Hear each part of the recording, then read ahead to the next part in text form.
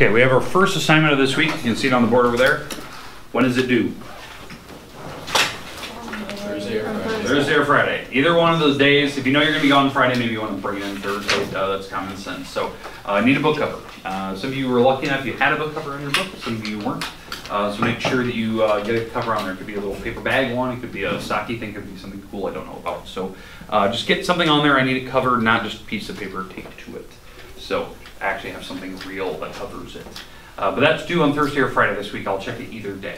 I think I've updated the Google Classroom. So if you noticed you received an email the other day about joining the Google Classroom, do that.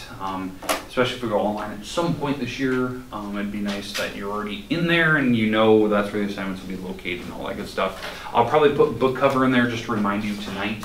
So you'll probably get another email saying, a notification saying that, hey, you have book covers due tomorrow. So keep that in mind. Yeah, so let's get started. We're going to do a few notes today. We'll probably look at our first book actual assignment tomorrow. It'll be something short and sweet, something that just gets you kind of in the flow of things again. Because we have some pretty easy topics. I consider it easy. It's just some algebra, just some Algebra 1 review stuff. It's nice to get back in the flow of things, know the little basic stuff so that we're not lost when we get to the harder stuff. You still have to stick with these. So, the big thing is, we're in section P.1. I know it's kind of weird. They call it chapter P. It's the prerequisite chapter. It's got all the stuff we need to cover. Well, the title of this section is all about expressions. Eventually, it'll mold into something else. But what do we know about an expression? What do you guys remember from algebra? It's been a long time ago. What do you remember? What's the difference between an expression and an equation? What do you think? Please. No equal sign. Nailed it. No equal sign. You can simplify it to a point and maybe you can't. But yeah, an expression has no equality symbol. So no equal sign. It doesn't have an inequality symbol, so in like a greater or less than sign. So no equality sign. You can just simplify it. Sometimes you can evaluate. That's a big thing. So I'm going to put that. So sometimes you can evaluate. That means you can get down to a final answer, like a digit. Or you can simplify it only so far. I know it seems odd, we're talking about it in a pre-calc course, but common sense, like we need to know, like you can only go so far. I always have that one person that'll make a mistake. They don't think they're going too quick, and they'll suddenly try to add, 2x plus 3, and they say, oh, that's 5x's. No. That's about as far as that expression goes. There's no equal sign. You're not solving it. Don't magically throw an equal sign in there and say that, oh, the answer is 3 halves or negative 3 halves.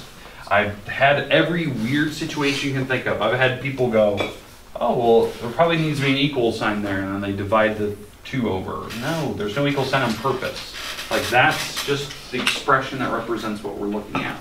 But you can't add these. Unless there's an x, where they have common terms, they have common variables, like terms. I think that's the word you guys use a lot now for 1. Now you could simplify that a little bit further. You could add, and you just add what they call the leading coefficients out front, the numbers, and that would make 5x's. But that's not as far as you can go. There's not really much you can do there. Those are like the little things that people don't think about when they start, like pre-calc and algebra 2, and like what are the little rules that we have had that you just assumed that you know them, right? These are the things I want to cover today. So we'll come back to these. So don't feel like, oh my God, I was lost at that part. That will fill you in. Hopefully you're not too lost. Okay, but that's the idea. We want to evaluate and simplify. That's the main part. We have a bunch of stuff to get through before we can do that. So, one of the things I want to discuss. We've got to talk about the different types of expressions. There's different types, just so you know. Vocab purposes, so when you get later in the chapters, you understand the vocabulary they're using. Expressions. There's algebraic. Algebraic is exactly that example I showed you earlier. Numbers, letters combined with basic operations, right? So example of it, 2x plus 3. It's got numbers and letters, basic operations. Add, subtract, multiply, divide, that type of thing. on an algebraic expression, you can only simplify so far. Eventually, like that example I've provided you, you can't go any further. Like there's going to be a stopping point where you just go, well, that's about it. I mean, there's a couple problems in the book I was kind of looking through, kind of for some homework. You really can't even do anything to the problem. Like it starts like that and they're like, simplify it. I can't simplify it. It's like, that's all I can do. I can just write it down again. So just don't be thrown off by that. Sometimes they want to see if they can trick you into going further. But that's an algebraic. Sometimes it's kind of nice you can get to a point where you just kind of stop and move on to the next one. The next type of expression is called a numerical. A numerical expression is something you can evaluate. You can go down as far as possible and it will get down to an answer. Now, how they could show you a numerical expression, they might start you with one of these, like an algebraic, and then they'll say let x be, the number 4. Well, now you can plug in 4 into this problem, and now you can evaluate it all the way down. That's a numerical. It just has numbers in it, no letters anymore. So sometimes you got to do a little substitution and then start. But they'll clearly tell you that sometimes it's in the instructions above the problem, like, hey, for the following expressions, use x is 4, y is 10, and z is 20, and then evaluate it. Well, okay, well, the operation here is multiplying, so you have to, get 8 plus 3, and then get down to 11. Perfect. Moving on, right? It actually came down to a single digit. It came down to a constant. All right, questions at all about the two types so far? And again, we'll get to the rules later, like how do you know what order to go in? What are the rules? What are the symbols going to look like? All that good stuff. We'll get to that because there's a bunch of, just basic property names we need to review from Algebra 1 days and maybe even Geometry or Algebra 2. Maybe you're lucky enough you saw some property names in Algebra 2. But I'm just going to assume you have it and I'll just fill in the gaps. All right, now the last type of expression that I want you to know, the last type is called an exponential. This is the one that we have a lot to cover this year with an exponential function, an expression, just something that you're probably, maybe you've seen, definitely seen before in, junior high days, but you didn't realize there's a lot of math that's involved there. There's a lot of things behind the scenes that will eventually tie into this, logarithms, radicals, and roots. There's just lots of things that go with exponential functions. An example of an exponential is something like this, 2 to the 4th power. And that's an exponential. Now it's actually numerical, but it's got an exponent on it. Okay, so what does it mean to be to the 4th power? Doesn't it mean you times it by itself 4 times? Yeah, exactly right. Whatever the base is, this is the base, right? That's what they call it. The base is whatever has a power on it.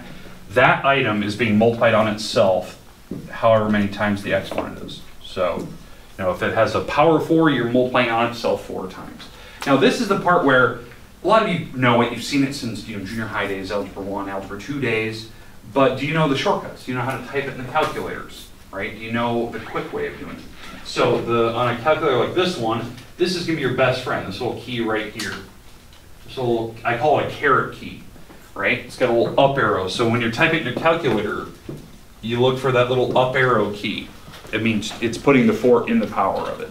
Sometimes you don't have this calculator. I understand that. Sometimes the calculator button that you're looking for instead of a little caret key, you're looking for an X to the Y key or Y to the X key. Same thing. You type in the 2, you hit the little X to Y key, hit the 4, hit enter, and it sends you off and it tells you your answer is 16. That type of thing. All right. Questions with exponentials. It's handy when you have a calculator, because then you don't have to do those crazy calculations. Like, I don't want to multiply 2 on itself 8 times. I don't want to do that. I don't even want to think about that. So it's just one of those things that's nice. If you have a calculator, you know how to use it, you know where the keys are coming from. So questions with the 3 types, though, something that maybe you're not comfortable with. Okay, now eventually we'll spend an entire chapter. I think it's the 3rd chapter, the 3rd unit in your textbook. Anyway, the whole chapter is just about exponentials, like everything. It's got radicals, so square roots, cube roots, that type of thing. It's got logarithms. It's got everything you can possibly think of. We'll put it to real life use. We'll talk about like student loans, like they call it a compound interest loan. We'll talk about simple interest loans and how that applies.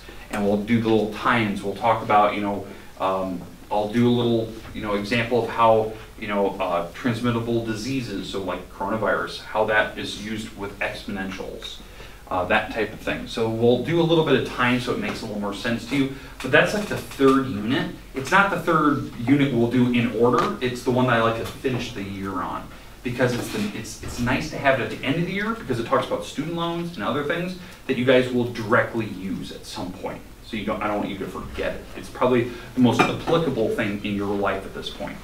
So we'll save that for, it's usually around the April, May time frame. So that's when we kind of get there. But throughout the year, we still have to deal with exponents, so I don't want you to forget about it. Okay, next. I know I'm going to jump around a lot. We have a lot of weird topics we have to cover just so we're on the same page. I'll come back to this in a minute. I'm going to leave that on the board. The next thing we have to discuss. We have to talk about sets. Sets. Because some of the times you're going to figure out with expressions and stuff that there's a set of answers you could potentially come up with. There's more than one answer, maybe on an inequality type of problem, something that actually has a symbol, so some type of equation. But sets are where there's two different types of sets. There's the intersection, and there's a union. I don't know if you've ever had to deal with these in Algebra 2. These are the two types of sets that we deal with here in pre-calc when we look at answers that could be in the range that fit our problem. But these are the two I want to explain. Now, there's a lot of stuff behind the scenes before I can just jump right into these two. I want to talk about what a set is, what it looks like, how do you write it down, is there different ways of writing it so that you're all on the same page, and then we'll come back to these two words because these are the two main types of sets. And I'm going to try to put it in something that makes maybe a little bit of sense to you, so that when we get to this, we can just directly apply it, and so you can see how they fit together and how it works. So let's talk about what a set is in the first place. A set is just a list of numbers in a particular order. A list of numbers in a particular order.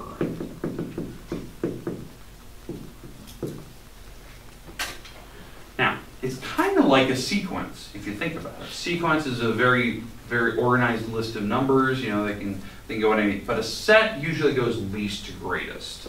So I'm going to put that down. It's usually least to greatest.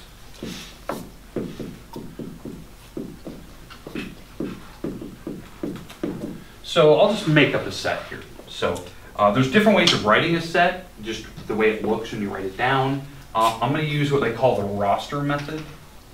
This is probably the way that you're probably most familiar with it. Roster, just like it sounds, like a roster of athletes. You put a list of athletes in order, numbers going up, that type of thing. So how it works, you put a little curly brace in the front, and then you just write your numbers. I'll just give you a quick set here, 1, 2, 3, and 4. And then you close it off with another curly brace. You separate the entries by commas. So each entry, you got the first entry, which is the number 1, the second entry, which is number 2, third entry is number 3, and they can be anything in the world. I just picked these, they're easy to look at. That's a roster method. I'm betting on that's probably the most common way that you've seen lists written to you. Commas in between them, that type of thing. A lot of people, like when they're in a science class and you're making a list of data, you're probably just using commas between them and trying to make it organized. Sometimes, if you have a little more time, you'll make a little table. That can be a little more organization. But that's a roster method. There's a different type of method. It's called a set builder. Set builder notation is different. It looks different. Usually I would use a roster method if I have very small list of entries to do, maybe like 4 or 5 numbers, something like that. I would do a set builder if there's a lot of numbers you need to enter and there's a pattern between them. So like for instance, this is how a roster method or a set builder works. You put a little curly brace. Oh my God, that's a terrible curly brace. Curly brace, you define your variable, so x such that, there's a bar there, it means such that. It's all the numbers greater than 0 but less than 5. You know, that type of thing. So it's all the x's such that x is greater than 0, less than 5. You can even write it in words. I've seen set builder, they just write it in words. You know, x is greater than 0, less than 5 in words, right? So usually now, why you put set builder? Because what numbers fit between 0 and 5? 1, 2, 3, 4, and what else? Decimals, anything. It could be pi, right? 3.14. It's all the numbers, right? So that's why set builder has a purpose to it. There's a massive list of numbers you need to use, and it's not just 4 entries. Maybe there's an infinite number of entries that you need to pick from. So that's why there's 2 different purposes. Questions with what a set could look like. I'm going to tell you right now, probably your textbook likes the set roster method. That's just, they like roster. They only give you a select few numbers to pick from. If they want to give you more, they could do that. They could do this type of thing. They could put a little dot, dot, dot, et cetera, et cetera, et cetera, kind of a thing. That means you just have to follow the pattern. Now you have to think of it like a sequence, and you have to figure out the next number, the next spot. Or you're just adding 1 to every previous entry.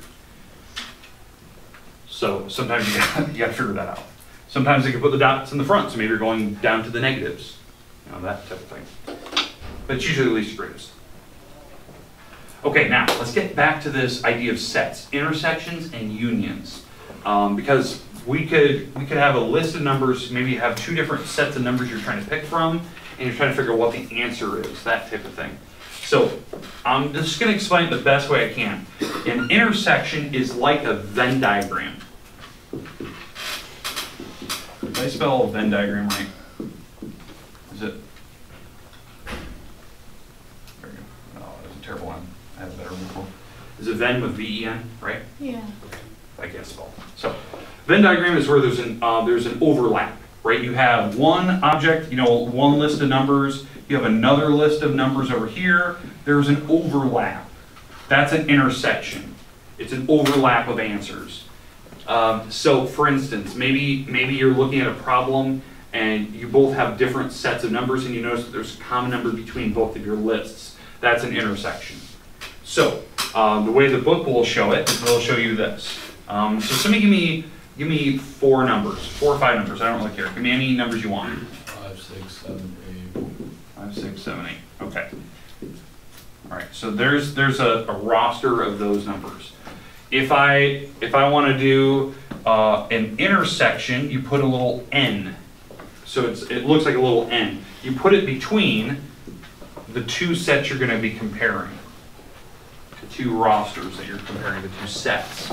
Okay, so you just put that symbol right between, the little n symbol. N means for intersection. Now, so I'm going to get rid of the set builder. I think you guys have already figured that one out. All right, so if these are my 2 lists, and yes, I'm using the dot, dot, dot. So I'm comparing the list you just made up and my list over there. Where's the intersection? What numbers do they have in common? Between that list and my list, what numbers do they share? They do share some. Because mine has a little dot, dot, dot on it. 5, 6, 7, 8. Right? Because this list would keep going forever. So it would go 5, 6, 7, 8, 9, 10, 11, 12. Right? This list had just 5, 6, 7, 8. Well, there was an overlap. There was an overlap of 5, 6, 7, 8. So the answer for this problem, my answer would be the set 5, 6, 7, 8. That's where they overlapped. Right? Maybe I'm going to modify the list that you gave me earlier. Instead of 5, 6, 7, 8, maybe your just numbers were, maybe your list that you gave me earlier was 5, 8, 9, and 10. Fine. Maybe that's the list. And maybe I'm going to modify my list over here. Let's say that my list was 1, 10, 20, and 32. So where's the intersection between my two lists? What numbers do they share? That list and that list? 10. So your answer is just 10. You just have one number, one entry. There's not an infinite number of them, there's just one. You just had 10. And that's the only number they share. Okay, does that make sense what you're looking for on an intersection? Now, the all-important question. What happens when they don't share anything? And let's say this was 11. What happens when they don't share anything? Now what's your answer on an intersection? What's your answer now?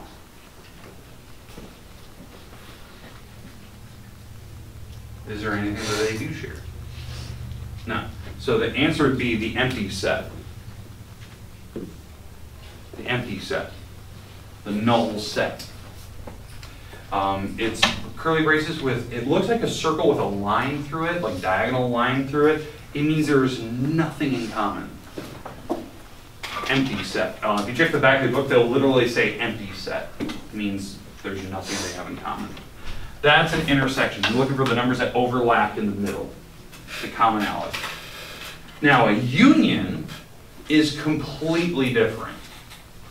But before I get to union, is there any questions you still have on an intersection set? Now, you're probably wondering, why are we doing this? This is what your homework problems would look like. There'll be a couple that say, hey, these are the two sets of numbers I can pick from, and they're doing intersection. What's your answer? Well, in this case, I have nothing. Question. So if you have the first set, and then it has the dot, dot, dot, and then the second set, Yep. basically every single number that's higher than the first set, that's your answer? Yeah, pretty much. I mean, it's wherever they share. Yeah, you're right. So there's a dot, dot, dot here, pretty much be the 20 and 32. So you just want to include the 1 and 10? Yeah, because they wouldn't be in this set. They have to be in both sets. Yeah. Yeah, that was a good question. So if you didn't understand what he just asked, if there was a dot, dot, dot here on this one, that means it's all the numbers, bigger than 11. So 12, 13, 14, because I don't see a real pattern there, but I'm expecting that it was 8, 9, 10, and then we'll just go 12, 13, 14. Well, they'd be probably sharing these then. It'd be the numbers bigger than 11. You just have to assume that they're going up at ones. They would probably give you a list that you could definitely tell. It'd be like a sequence, so you could see the pattern there. Question? What if they both have dot, dot, dots? Okay, then your answer would probably have dot, dot, dots in it. So like, for instance, yeah, so let's do that. So let's say it was something like this. Dot, dot, dot, dot, dot, right? Good question. Dot, dot, dot, dot, dot, dot, right? Something like that. They both have dots. Well, this one goes past 11, so it would go 12, 13, 14, 15. That one goes 1, 10, 20, 32, and it has dot, dot, dot. So for sure, they both have 20s, they both have 32s, and then they both have a dot, dot, dot. So that'd be your answer for the intersection. Yeah, good question. Any other questions you have about the intersection sets? Okay, let's talk about a union. That's probably my last question of the day. A union. A union is a mixture of everything. A union is like a union of coworkers. You're banding all together to do something, right? A union, it has a U, so it's pretty obvious. It's every number you can see in both sets all combined into one set. And you don't need to put repeating numbers. So the idea is that what are the different numbers that we see in both? Will the following students come to the 1, office to 5, pick up shirt orders? 8, 9, Emma Gall, 10, Greta Gouge, 11. Addie Pena, Well, I guess dot, dot, Haley, dot. Krista Haley, Anthony Hine, Tori Johnson, Isaac Knutson, Braxton Moritz, Kaylee Newkirk, Michaela Nielsen, Kyle Roberts, Kate Shupnick, Ben Stanetta, Max Tusha, Tristan Smith, Layla Baker. Okay. Tomorrow we'll do more notes. We'll come back to this. We'll finish union tomorrow. Alea Brown. Okay. Bring your Callie textbooks Atwell, tomorrow. Jake Burris, Book cover. Callie We are going to have a book Atwell, seminar. Trevor